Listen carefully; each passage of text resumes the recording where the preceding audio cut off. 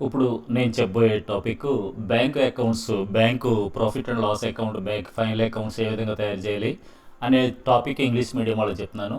Profit and loss account of bank for the end of the year అని చెప్పి వాడు ఇచ్చిన డేట్ వేస్తారు. Particulars, schedule number, current year, last year. ఇందులో 13, 14, 15, 16 4 schedules ఉంటాయండి. ఈ షెడ్యూల్స్లోకి ఏమొస్తాయి మనం చదివినట్లయితే ఈ ప్రొఫార్మా మీకు కంఠస్థ రావాలి. ఈ షెడ్యూల్స్ 13లోకి ఏమొస్తాయి, 14లోకి ఏమొస్తాయి, 15లోకి ఏమొస్తాయి, 16లోకి ఏమొస్తాయి తెలిస్తే ఈజీగా చేయొచ్చు. ఫస్ట్ ఇన్కమ్లో interest earned, other income. Interest earned schedule number 13, other income ఏమో 14. టోటల్ రోమన్ నెంబర్ 1 అనమాట. రోమన్ నెంబర్ 2లో expenditure interest expended, operating expenses, provisions and contingencies. దీనికి షెడ్యూల్ నెంబర్ లేదు, టోటల్ 2 అనమాట. రోమన్ నెంబర్ 3లో ప్రాఫిట్ అండ్ లాస్ అని రాస్తారు. లాస్ట్ ఇయర్ ప్రాఫిట్ లెక్కలో ఇస్తాడు, అది ఇక్కడ వేస్తారు. కరెంట్ ఇయర్ ప్రాఫిట్ అంటే ఈ వన్ ఇన్కమ్స్లోంచి ఎక్స్పెండిచర్ తీసినట్లయితే ప్రాఫిట్ వస్తుంది, అది ప్రాఫిట్ ఇక్కడ వేస్తాం అనమాట. టోటల్ వేస్తారు. తర్వాత అప్రోప్రియేషన్స్ అని చెప్పి ట్రాన్స్ఫర్ టు స్టాట్యూటరీ రిజర్వ్, అంటే లెక్కలో చెప్పినా చెప్పకపోయినా మనం కరెంట్ ఇయర్ ప్రాఫిట్ మీద 25% మనం కాలిక్యులేట్ చేయాలన్నమాట. డివిడెండ్ వాడు ఇస్తాడు, లెక్కలో అది వేస్తారు. ఇక్కడ టోటల్ ఎంత వేస్తారు అదే టోటల్ ఇక్కడ వేస్తారు. ఈ రెండు పోను మిగతా బ్యాలెన్స్ ఇక్కడ transfer to profit, transfer to balance sheet అని రాస్తారనమాట. ఇంట్రెస్ట్ ఎర్నడ్ అంటే బ్యాంకులు సంపాదించేటువంటి ఇంట్రెస్ట్ అనమాట. బ్యాంకులు ఖాతాదారులకు అప్పులు ఇస్తాయి, లోన్స్ ఇస్తాయి. లోన్స్ మీద ఇంట్రెస్ట్ బ్యాంక్ ఇన్కమ్ అవుతుంది. ఓవర్ డ్రాఫ్ట్స్ అంటే loans given to customers, loans కస్టమర్స్కి ఇస్తుంది అంటే దాని మీద కూడా ఇంట్రెస్ట్ వస్తుంది. క్యాష్ క్రెడిట్స్ అంటే లోన్స్ ఇస్తుంది, దాని మీద డిస్కౌంట్ చేసిన బిల్లుల మీద డిస్కౌంట్ కూడా మనకి బ్యాంక్ ఇన్కమ్ అనమాట. 13లో ఏమొస్తాయంటే interest on loans, interest on overdraft, interest on cash credits, discount on bills discounted, interest on balance at reserve bank. Reserve bank దగ్గర మన బ్యాంకు బ్యాలెన్స్ ఏమైనా ఉన్నట్లయితే దాని మీద వచ్చే వడ్డీ మనకి ఇన్కమ్ అవుతుంది. Income on investments, income interest on balance at other banks. Other banks దగ్గర మన బ్యాలెన్స్ ఏమైనా ఉంటే వాటి నుంచి వచ్చింది కూడా ఇన్కమ్ అవుతుంది, ఇందులో చెప్పలేదు. ఇన్కమ్ ఆన్ ఇన్వెస్ట్మెంట్స్ ఇవన్నీ కూడా 13లోకి వస్తాయి. 13లోకి ఏమొస్తాయి మీరు బాగా చదవాలి ఫ్రెండ్స్, చదివిన తర్వాత మీరు లెక్క చేయండి. 14 profit on sale of asset, ఆస్తుల అమ్మకంపై లాభం వస్తుంది. కమిషన్, ఎక్స్చేంజ్, బ్రోకరేజ్ అంటే మనం డీడీ అది తీస్తూ ఉంటాం, చెక్కులు మోస్తూ ఉంటాం. ఈ కమిషన్ ఇవంతా బ్యాంక్కి ఇన్కమ్ అనమాట. ఇవన్నీ కూడా 14లో వస్తాయి. లాకర్ రెంట్ అంటే మనం విలువైన పత్రాలు అవి స్టోర్ చేసుకుంటాం. ఆ లాకర్ రెంట్కి బ్యాంక్ వాళ్ళు కొంత అమౌంట్ వసూలు చేస్తారు, అది కూడా మనకి 14లో వస్తుంది. ఫైన్స్, పెనాల్టీస్, ట్రాన్స్ఫర్ ఫీజు ఇవన్నీ 14లో వస్తాయి. If given loss of sale of asset we have to deduct from total 14. Loss on sale of asset ఇచ్చినట్లయితే మనం ఏం చేస్తామంటే 14 టోటల్ నుంచి లాస్ తీసేస్తారనమాట. 15లోకి ఏమొస్తాయి డిపాజిట్స్ మీద ఇంట్రెస్ట్ వస్తుంది. ఇంట్రెస్ట్ ఆన్ ఫిక్స్డ్ డిపాజిట్స్ అంటే ప్రజల నుంచి బ్యాంకులు డిపాజిట్స్ సేకరిస్తాయి, వాటి మీద ఇంట్రెస్ట్ పే చేయాలి కాబట్టి ఇంట్రెస్ట్ ఎక్స్పెండెడ్ అనమాట అండి. Interest expended. Interest on fixed deposits, interest on current deposits, interest on savings deposits, interest on recurring deposits, interest on term deposits. ఈ డిపాజిట్స్ మీద వడ్డీ అంతా కూడా మనకి ఇంట్రెస్ట్ అంతా కూడా 15లోకి వెళ్తుంది. Interest on loan from other banks, ఇతర బ్యాంకుల నుంచి రుణాలు తీసుకున్నట్లయితే అది కూడా 15లోకి వెళ్తుంది. Interest on loan from Reserve bank, reserve Bank నుంచి లోన్ తీసుకుంటే దాని మీద ఇంట్రెస్ట్ కూడా 15లోకి వస్తుంది అనమాట. 16లోకి ఏమొస్తాయంటే ప్రాఫిట్ అండ్ లాస్ అకౌంట్లోకి వచ్చేటువంటి ఎక్స్పెన్సెస్ అన్నీ వస్తాయి. Salaries, rent, rates and taxes, advertisements, printing and postage, stationery, legal expenses, employees provident fund, depreciation, insurance, general expenses, audit fee ఇవన్నీ కూడా మనకి 16లో వస్తాయి అనమాట. ప్రొవిజన్స్ అండ్ కంటింజెన్సీస్లో ఏమొస్తాయంటే bad debts reserve, provision for tax. ఈ ప్రొఫార్మా మీరు అంతా బాగా చదవాలి ఫ్రెండ్స్. ఇదంతా ఒక పేపర్ మీద రాసుకుని మీరు బైహార్ట్ చేసేయాలి, ఇంక బైహార్ట్ చేయాలి. 13, 14 ఇది కటస్థ వచ్చేయాలి. ఈ 13లోకి ఏమొస్తాయి, 14లోకి ఏమొస్తాయి, 15లోకి ఏమొస్తాయి, 16లోకి వస్తే మీకు లెక్క వస్తుంది. ఫస్ట్ లెక్క చూసినట్లయితే prepare profit and loss account of sound bank for the end of the year 31/3/2017. Income ఆన్లో ఇంట్రెస్ట్ ఆన్ లోన్స్ ఎందులో వస్తుంది, 13లో వస్తుంది కాబట్టి 13లో వేస్తాం. ఇంట్రెస్ట్ ఆన్ ఫిక్స్డ్ డిపాజిట్స్ 15లో వస్తుంది కాబట్టి 190 15లో వేసారు, అంటే 1,90,000 అనమాట. జీరోలు తీసారు. రిబేట్ ఆన్ బిల్స్ డిస్కౌంటెడ్ రాదండి, బ్యాలెన్స్ షీట్లో వస్తుంది. ఆడిట్ ఫీజు 16లో వస్తుంది, 16లో వేసాం. Interest on savings deposit, interest on savings deposit ఎక్కడ వస్తుందంటే 15లో వస్తుంది, 15లో వేసాం. అలాగే ఇంట్రెస్ట్ ఆన్ ఓవర్ డ్రాఫ్ట్స్ మనకి 13లో వస్తుంది, 13లో వేసాం.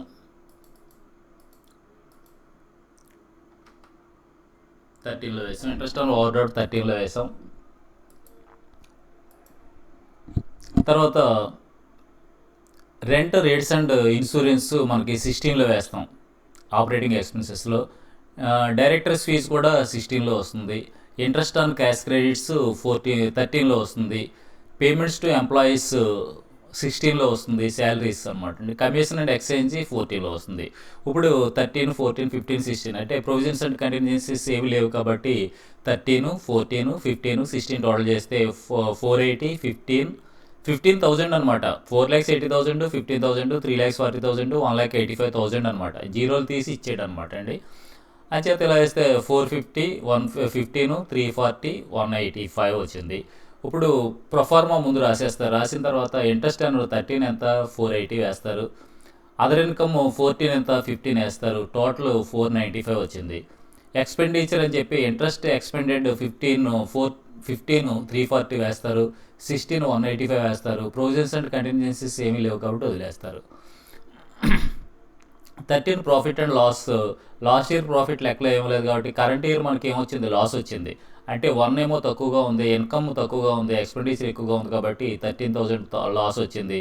ఈ లాస్ టోటల్ ఎక్కడ వేస్తారు, ఇదే టోటల్ ఎక్కడ వేస్తారు, loss transfer to balance sheet. అంటే ఇంకా స్టాట్యూటరీ రిజర్వ్కి ప్రాఫిట్ వస్తేనే మనం ట్రాన్స్ఫర్ చేయాలి, అయితే చేయవలసినటువంటి అవసరం లేదన్నమాట. We need not transfer to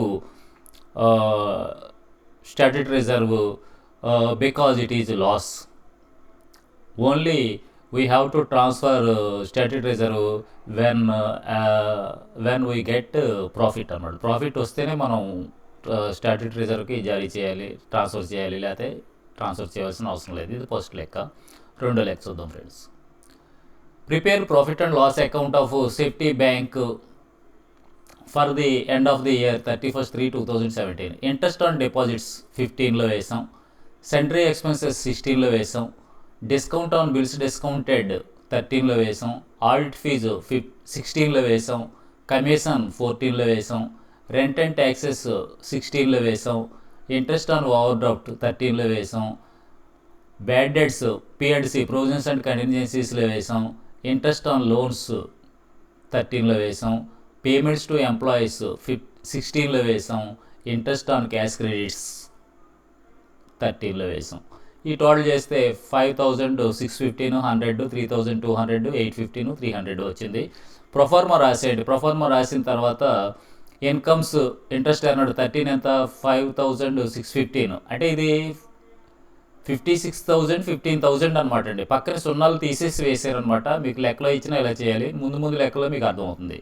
5,615, 14 100 వేస్తే 5,715 వచ్చింది.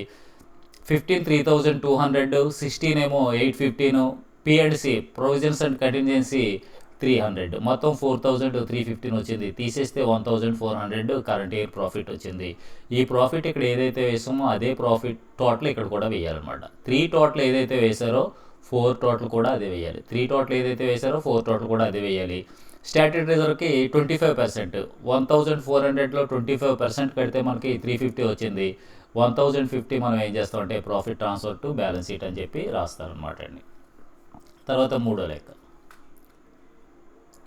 Prepare profit and loss account of Janata bank. Interest on deposits 15లో వస్తుంది. Interest on deposits 15, interest on overdrafts 13, rent and taxes 16, establishment expenses 16, other expenses 16, interest on loans 13, other income 14, directors fees 16, audit fees 16, bad debts provisions and contingencies. ఇలా చేసిన తర్వాత 30 lakhs వచ్చింది. అంటే ఇది interest on over 13, interest on loans 20, 10 lakhs, 20 lakhs, 30 lakhs వచ్చింది. 14 2 lakhs only. Other income 2 lakhs ఇచ్చాడు, 14 2 lakhs వచ్చింది. 15 ఏమి ఇచ్చాడంటే రెంట్ ట్యాక్సెస్ 2 lakhs ఇచ్చాడు. Establishment expense 3,50,000, 5,50,000, other expenses 1 lakh, 6,50,000, director fees 3,000, 9,50,000, audit fees 50,000, 10 lakhs వచ్చింది. Bad bad debts, provisions and contingencies 1,00,000. ఈ విధంగా మీకు తెలిసిపోతుంది. తెలిసిన తర్వాత మనం ఏం చేస్తామంటే 30 lakhs వేస్తారు, 14 2 lakhs వేస్తారు, 32 lakhs టోటల్ వచ్చింది. 15 16 lakhs, 16 10 lakhs వేస్తారు, ప్రొవిజన్స్ అండ్ కంటిన్యూసీస్ 1 lakh వేస్తారు, 27 lakhs వచ్చింది. 32 lakhs minus 27 lakhs that is equal to 5 lakhs అనమాట. ఈ 5 lakhs వచ్చిన తర్వాత టోటల్ 5 lakhs వేశారు. ఇదే టోటల్ 4లో కూడా వేస్తారు. రోమన్ నెంబర్ 4లో కూడా అప్రోప్రియేషన్స్ కూడా టోటల్ 5 lakhs వేస్తారు.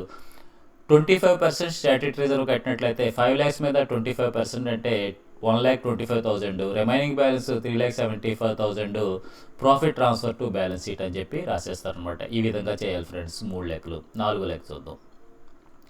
Prepare profit and loss account of Galaxy bank limited for the end of the year 31/3/2017. Interest on loans 13లో వస్తుంది. Interest on savings bank deposits 15లో వస్తుంది. ఇంట్రెస్ట్ ఆన్ క్యాష్ క్రెడిట్స్ 13లో వస్తుంది. Interest on fixed deposits 15లో వస్తుంది. Interest on overdrafts 13లో వస్తుంది. డిస్కౌంట్ ఆన్ బిల్స్ డిస్కౌంటెడ్ 13లో 40,000 వస్తుంది. ఇంట్రెస్ట్ ఆన్ టర్మ్ డిపాజిట్స్ 15లో వస్తుంది. అడ్వర్టైజ్మెంట్స్ 16లో 6,500, rent and rates 3,500 16, salaries 16 40,000, depreciation on bank assets 16, commission 14, profit on sale of investments 14, bad debts return of provisions and continues 15,000 వేస్తారు. Audit fee 16లో వేస్తారు. ఇలా వేసిన తర్వాత మీకు 13 ఎంత వచ్చిందంటే 6,40,000 వచ్చింది. 14 70,000 వచ్చింది. 15 ఏమో 1,35,000 వచ్చింది. 16 ఏమో 69,000 వచ్చింది. ప్రొవిజన్స్ అండ్ కంటిన్యూస్ 15,000 వచ్చింది. ఇదంతా చూసినట్లయితే మీకు 6,40,000 70,000, 7,10,000, 7,10,000లోంచి తీసేస్తే మీకు ప్రాఫిట్ వస్తుంది. ప్రొఫార్మా వేసి మీరు చేయండి. ఇవన్నీ తెలిసే కాబట్టి ప్రొఫార్మా రాసి 13లో 6,40,000, 14 ఏమో 70,000, 14 70,000, 15 1,35,000, 16 69,000, ప్రొవిజన్స్ అండ్ కంటిన్యూస్ 15,000. తీసేయగా వచ్చిన కరెంట్ ఇయర్ ప్రాఫిట్లో మళ్ళీ 25% కట్టి ట్రాన్స్ఫర్ టు రిజర్వ్ అని రాస్తారు. మీరు ఈ లెక్క మీరు ప్రొఫార్మా వేసి చేయండి. ఫిఫ్త్ సమ్ చూసినట్లయితే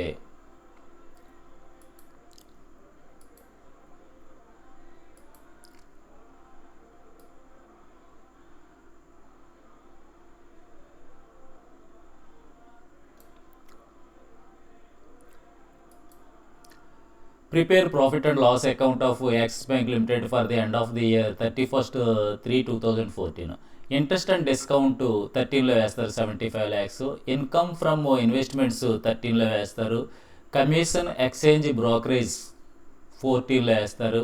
payments to provisions for employees 16లో 2 lakhs వేస్తారు. Printing and stationery 16 5,000, audit fee 16 18,000, legal expenses 16 4,000, profit on sale of investments 14లో 1,60,000 వేస్తారు. ప్రాఫిట్ ఆన్ ఎక్స్చేంజ్ ట్రాన్సాక్షన్ 14లో 1 lakh వేస్తారు. రిపేర్స్ 16లో వేస్తారు 1,000 వేసాం. Loss on sale of land and buildings లాస్ట్లో తీసేయాలి, తర్వాత చదువు 50,000. ఇంట్రెస్ట్ ఆన్ డిపాజిట్స్ 15లో వేస్తారు 45 lakhs. Interest on borrowings from RBI ఇది కూడా 15లో వేయాలి 1 lakh. Interest on balance with RBI అంటే ఇది 13లో వేయాలి. అంటే మన బ్యాలెన్స్ ఆర్బీఐ దగ్గర ఉంది, ఇదేమో ఆర్బీఐ నుంచి అప్పు తీసుకున్నాం, అప్పు మీద మనం చెల్లించే వడ్డీ కాబట్టి 15.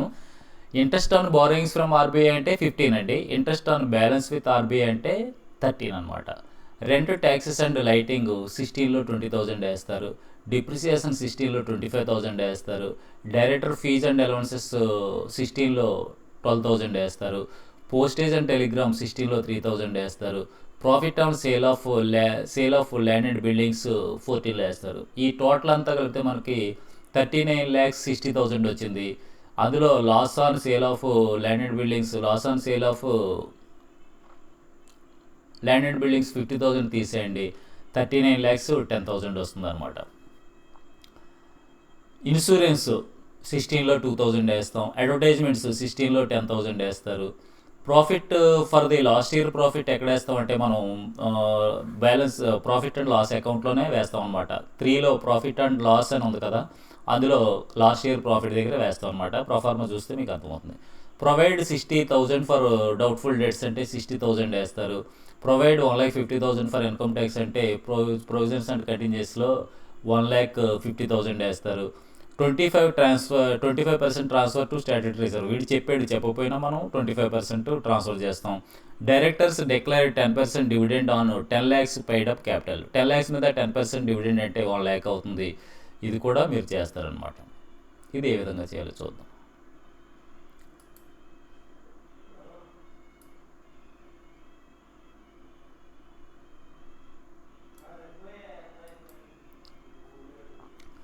పదమూడు ఇక్కడ వేసిందే మనం ఏం చేసామంటే 78 lakhs, 39 lakhs 10,000, 46 lakhs, 3 lakhs, 2 lakhs 10,000 ఇది ఇక్కడ తీసుకొచ్చాం అనమాట. అది ఇక్కడ తీసుకొచ్చి ఇక్కడ ఏం చేసాం, ఇన్కమ్స్ 13లో 78 lakhs వేశారు, 14లో 39 lakhs 10,000 వేసాం, అంటే 1,70 lakhs 10,000 వచ్చింది. 15లో 46 lakhs వేశారు, 16లో 3 lakhs వేశారు. ప్రొవిజన్స్ అండ్ కంటిన్యూస్లో 2 lakhs 10,000 వేస్తే 51 lakhs 10,000 వచ్చింది. తీసేసినట్లయితే మనకి 66,000 వచ్చింది. 1,17,10,000లోంచి 51,10,000 తీసేసినట్లయితే 66 lakhs వచ్చింది. 66 lakhs 6 వేసాం. లాస్ట్ ఇయర్ ప్రాఫిట్ 20,000 వేసాం, మొత్తం 86 lakhs వచ్చింది.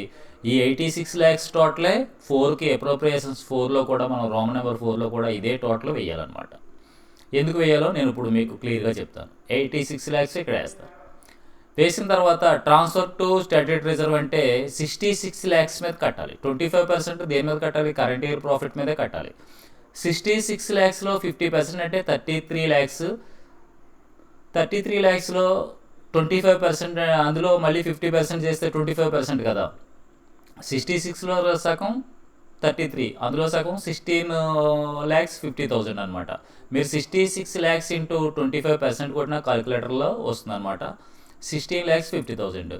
డివిడెండ్ 10 lakhs మీద మనకి directors declare 10% dividend on 10 lakhs capital. 10 lakhs మీద 10% అంటే మనకి ఎంత వస్తుందంటే